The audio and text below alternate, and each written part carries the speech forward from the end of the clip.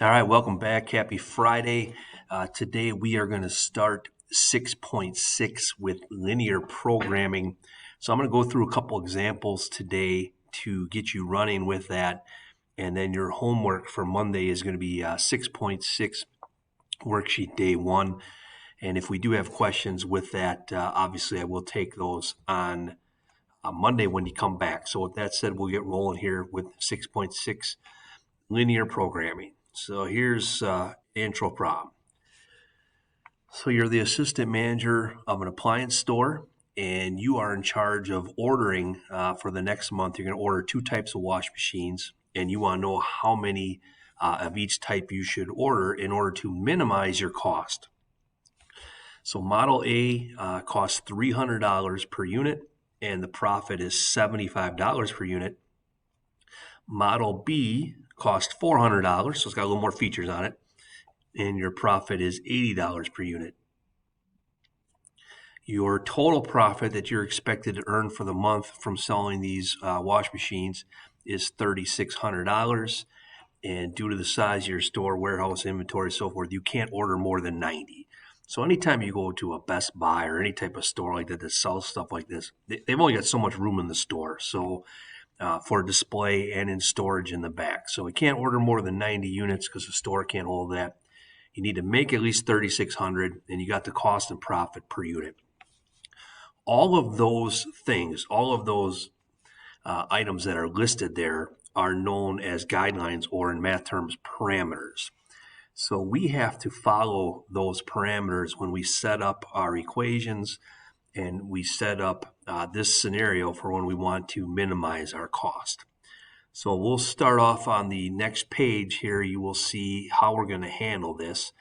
Obviously, you want to define your variables, and then we can go from there. So I'm going to let X equal washing machine A, and I am going to let Y be washing machine B. Our task is to minimize this equation right here, minimize our cost. That's the overall goal. Model A was $300 per unit. Model B was $400 per unit. So this is the main equation that we are trying to minimize. Flip side of that, they gave us a profit equation, which is right here. Make $75 for every Model A wash machine we sell, $80 for every Model B. Our profit needs to be at least $3,600. It can be more than that, but it can't be less. The combined total of our two machines, we can't have more than 90. We can't order more than 90. And the unwritten or unstated parameters, but they are true, X and Y have to be greater than or equal to 0. You can't order -8 washing machines. So we can't have negative numbers in this particular problem because we're purchasing wash machines. That's a positive number. Whether we order one wash machine, order 70 wash machines, we could order none, but you can't order a negative number. So these four equations here end up being our parameters. This is the cost equation we're trying to minimize. You might be wondering what these numbers over here are. There's two ways you can go about graphing these. We can put them into slope-intercept form. That's one way to do this. Or I can find the x and y intercept. So because these equations right here are in standard form, I found the x and y intercept. So I did 3,600 divided by 75. That gave me the intercept 480, and then I did 3,600 divided by 80, which gives me 0.45. So now I've got an x-intercept and a y-intercept. The same thing for this equation here, 0.90 and 90. What's nice about that now is I kind of have an idea how I need to scale this. Obviously, I don't want to start my graph like 1, 2, 3, and go all the way up to 90. We'll be here all day. So I probably want to go by 10s or by 5s so that I can get out there a little bit with the scale on my graph. You'll see on the homework, and we'll see on this next page here, that you're going to be given a graph similar to this one right here. And what I've done here is label this. Just move it up a little bit, possibly. Maybe not.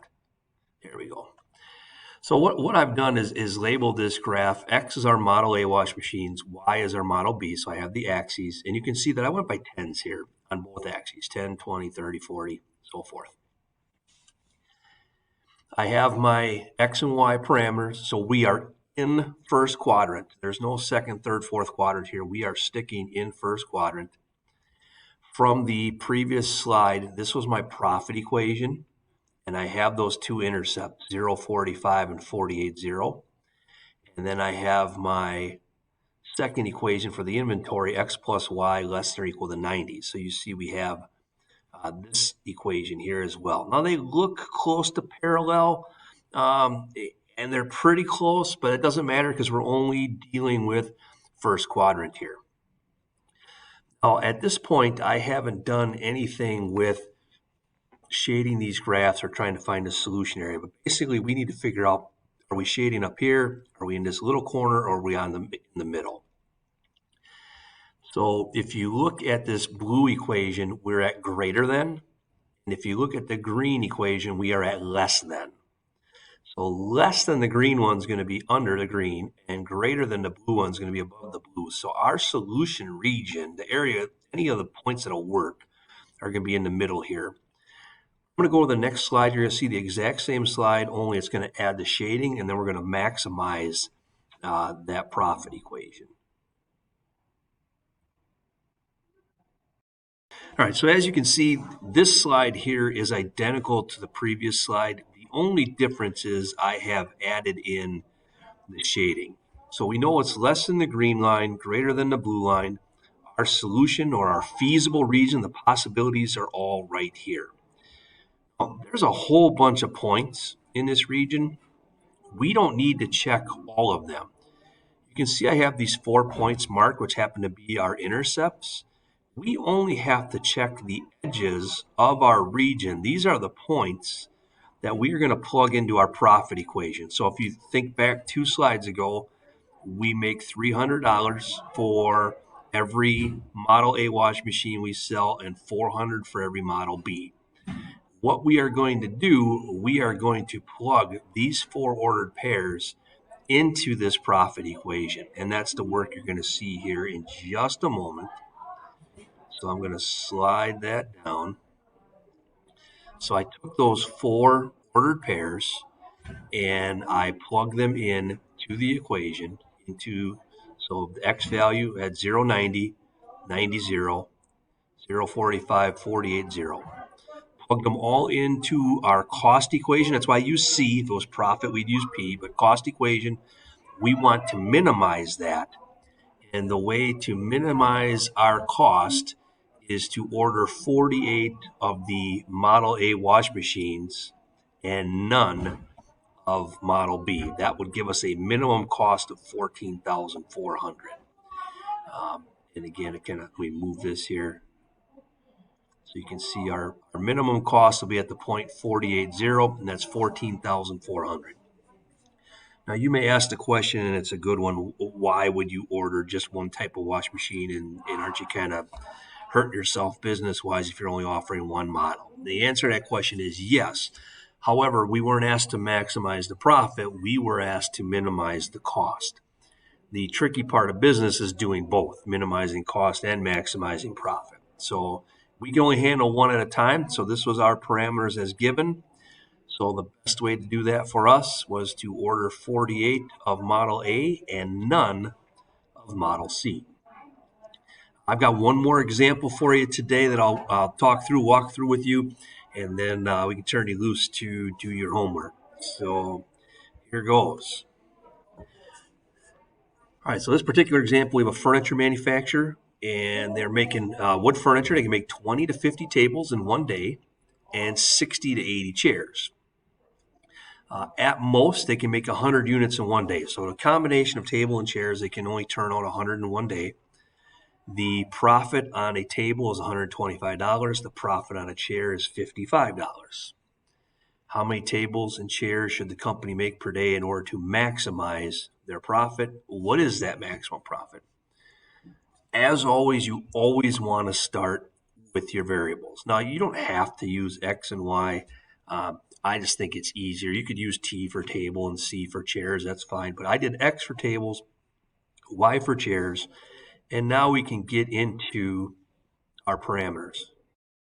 All right, so what you see on the right here is our parameters that were given on the previous page. We know that for the tables, they had to make between 20 and 50 per day. And for the chairs, they had to make between 60 and 80 per day.